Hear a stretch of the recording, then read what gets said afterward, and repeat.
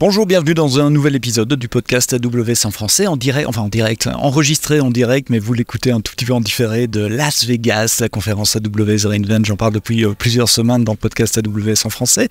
C'est la conférence client d'AWS depuis 12 ans maintenant. Moi, c'est ma 10e édition, enfin moins l'année Covid évidemment. La conférence où AWS fait un espèce d'état du monde du cloud, en tout cas du cloud vu par AWS, et annonce les nouvelles fonctionnalités, les nouveaux services pour l'année en cours. Pendant cette semaine, à Reinvent, un quart d'heure, 20 minutes de récap quotidien, comme je le fais depuis plusieurs années, avec des invités, parce que on croise plein de gens dans les couloirs, et ce matin, j'ai croisé virtuellement sur Signal Christelle qui me fait le plaisir... Christelle, oui, qui me fait le plaisir d'être là. Chris ou Christelle? Chris, c'est très bien.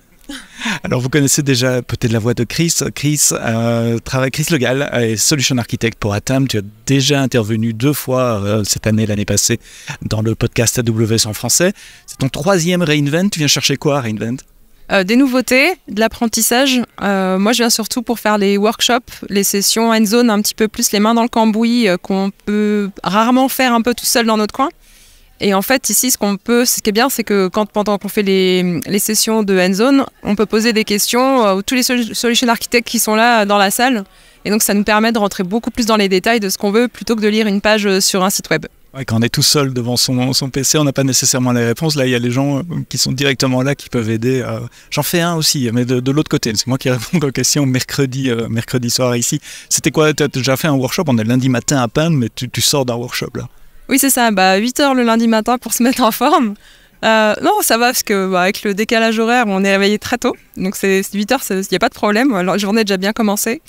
C'était un workshop sur les auto-scaling groups et comment est-ce qu'on pouvait améliorer finalement de manière un peu plus proactive le déclenchement je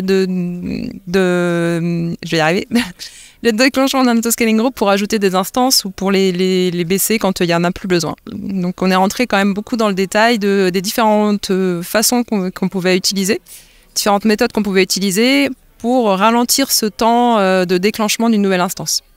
Ce qui est bien quand on fait des workshops ici ou au Summit à Paris d'ailleurs, où il y a des workshops qui sont disponibles souvent aussi, c'est qu'on reçoit un environnement AWS pour pratiquer, pour s'exercer, pour s'entraîner. Et donc on ne doit pas sortir sa carte de crédit, son propre compte, si jamais on oublie quelque chose, etc. Et on fait ça dans la sécurité d'un compte qui ne nous appartient pas. Mais tous ces workshops, ou la plupart en tout cas, sont disponibles en ligne après Reinvent également. Je ne connais pas l'URL par cœur, je crois que c'est workshop.aws, mais je vous mets ça dans les notes du podcast. Vous scrollez un peu dans les notes du podcast et vous trouverez le lien. Pardon? Catalogue.workshop.aws. Catalogue.workshop.aws, vous tapez le nom, il y a des centaines de workshops littéralement. Alors évidemment, si vous les faites chez vous, vous devez le faire sur votre compte à vous, mais vous avez les mêmes instructions, vous n'avez pas les solution architectes dans la salle pour vous aider. Alors depuis hier soir, on a déjà publié, je ne les ai pas comptés cette fois-ci, mais des dizaines et des dizaines d'annonces, en sachant que la keynote d'Adam viendra demain, la keynote de Werner jeudi, donc les grosses annonces c'est pour demain, mais il y a déjà plein de choses et on vient de les passer en revue avec Chris en préparant l'épisode d'aujourd'hui. On commence par CloudWatch Lock qui rajoute un truc assez sympa, c'est de pouvoir détecter des patterns ou des anomalies dans des suites de logs. On a déjà parlé de détection d'anomalies dans le blog post en français, mais c'est plutôt dans le domaine industriel et de l'IoT. Mais au fait, si vous réfléchissez, vos logs, c'est la même chose. Vous avez des logs normaux, c'est l'activité normale de votre système. Et puis de temps en temps, il y a un événement, il y a quelque chose qui se passe, il y a une erreur, et c'est aller détecter cette anomalie dans les logs. Est-ce que dans ton contexte professionnel, tu vois un usage à ce genre de nouveauté? Oui, ça peut. Enfin, effectivement, je pense que pour tout le monde, c'est un peu galère d'aller farfouiller dans les logs. C'est quand même des heures, on se fait un peu mal aux yeux, hein, faut pas se le cacher. Donc effectivement, tout moyen qui permet de faciliter la détection d'une anomalie va faciliter la vie des opérationnels derrière.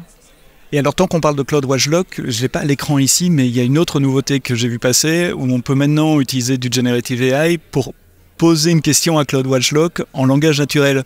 Trouve-moi les 10 invocations lambda qui ont pris le plus de temps. Et ça te parle aussi, je pense. Oui, pareil, ce que je disais, tout ce qui va améliorer la vie des opérationnels, c'est toujours un bénéfice. Donc effectivement, de pouvoir oui, effectivement, savoir qu'est-ce qui a pris le plus de temps à démarrer, où est-ce qu'on a eu un problème, aller chercher un peu plus profondément dans les logs, ouais, ça fait gagner du temps. Donc, Et il y a une courbe d'apprentissage sur les queries CloudWatch Log. C'est pas nécessairement facile de rentrer dedans. Donc, si on a un outil qui va nous les générer pour nous, même si la génération, et on en parlait en préparant ce podcast aussi, peut contenir des petites erreurs, au moins on a une base sur laquelle on peut commencer à travailler et puis fine-tuner la query. Donc ça, c'est deux nouveautés dans CloudWatch Log. La détection d'anomalies dans des séries de logs ou de patterns, et puis la génération de queries à partir de langage naturel. Une nouvelle API également pour ceux qui utilisent le free tier. Vous savez, le free tier, ce sont des services que vous pouvez utiliser sans passer à la caisse. Après, et typiquement, il y a plusieurs types de free tier. Il y a les free tier de la première année, quand on crée un nouveau compte pendant un an. Il y a toute une série de services qui sont gratuits. Je pense à EC2, il y a 750 heures par mois. Donc une instance, 24 sur 24, 7 jours sur 7, gratuit la première année. Il y a des services qui sont toujours free. J'ai pas d'exemple en tête.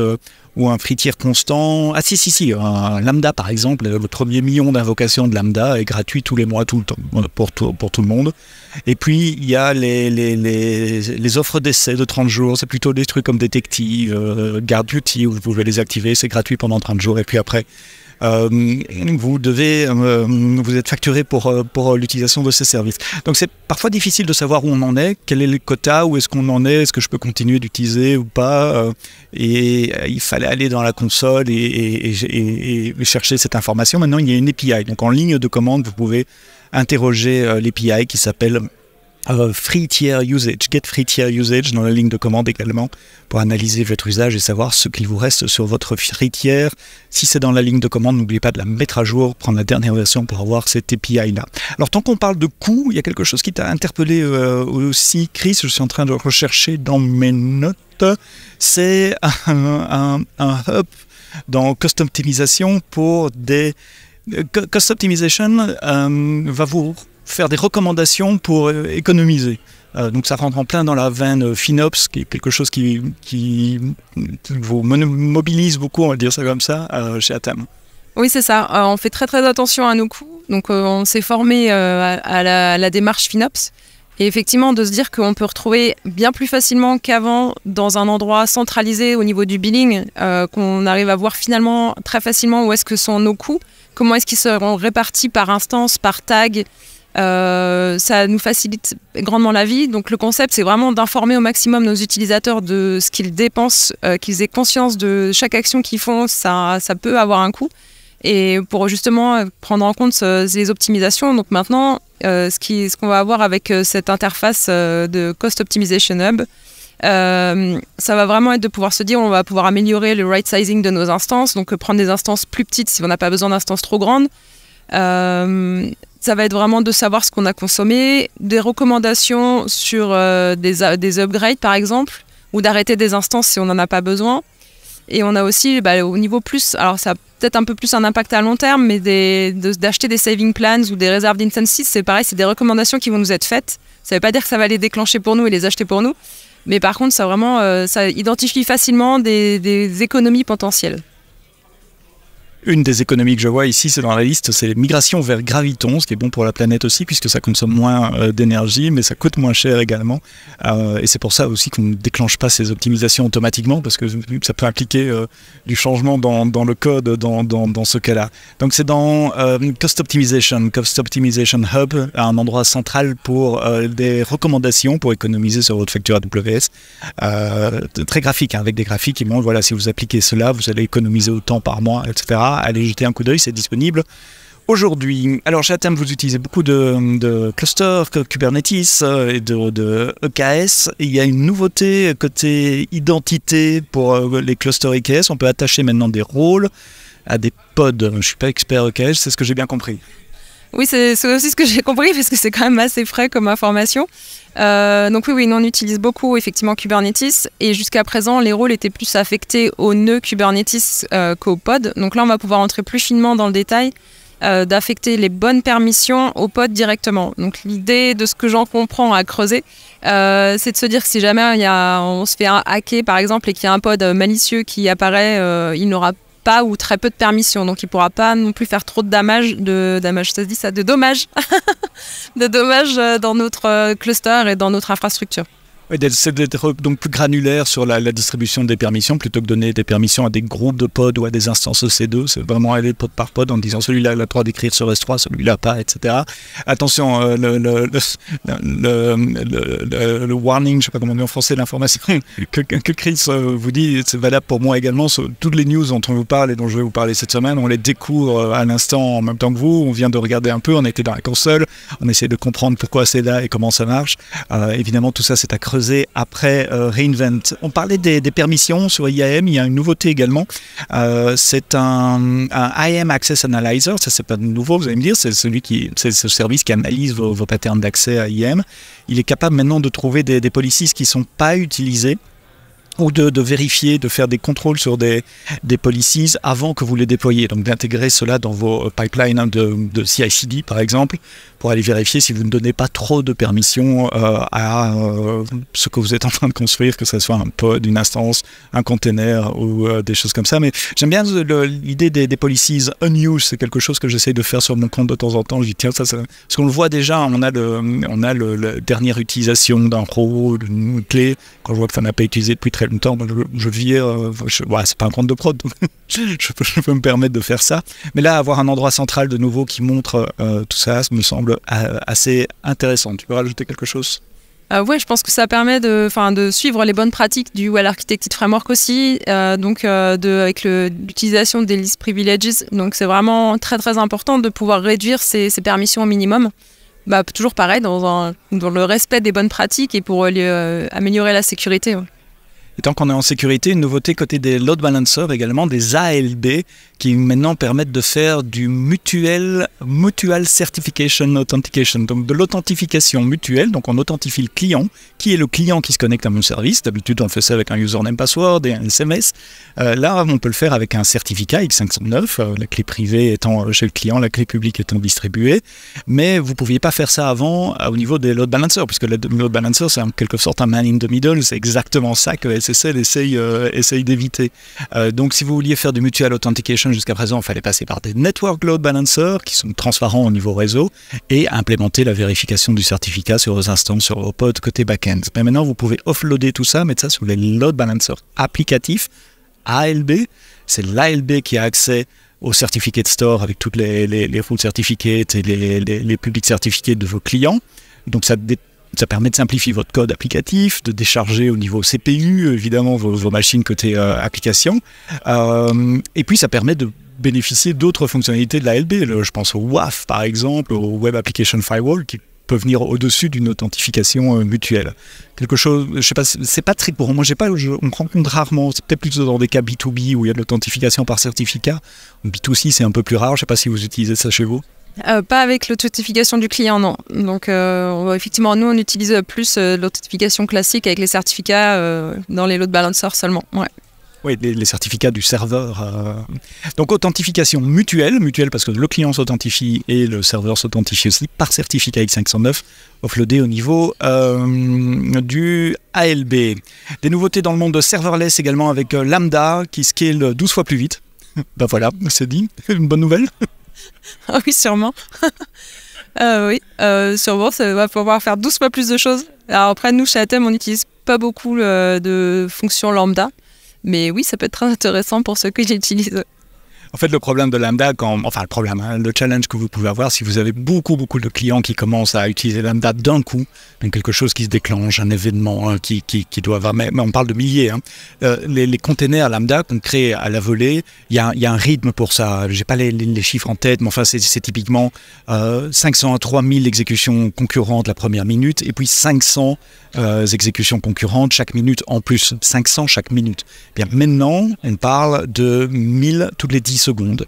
Donc ça vous permettra d'absorber beaucoup plus de trafic sur vos Lambda pour les use cases où vous avez besoin de pics de scalabilité énormes. Je pense au monde des médias où il y a un événement qui se déclenche, où il y a un écran pub qui arrive à la télé et vous avez des milliers de box qui tout d'un coup vont appeler Lambda pour dire dites c'est quoi que je dois montrer comme pub après. Voilà, ça ce sont les premiers use cases. Il y en a certainement d'autres. Si vous avez des larges usages de Lambda, c'est quelque chose qui va vous utiliser, qui va vous intéresser également. Dans le serverless, je ne trouve plus mes notes, mais on a noté 2 nouveautés sur Step Function aussi. Vous utilisez Step Function chez Atem ? On l'utilise, chez nos clients. Nous, effectivement, pour rappel, c'est effectivement nos clients qui déploient dans leur infrastructure.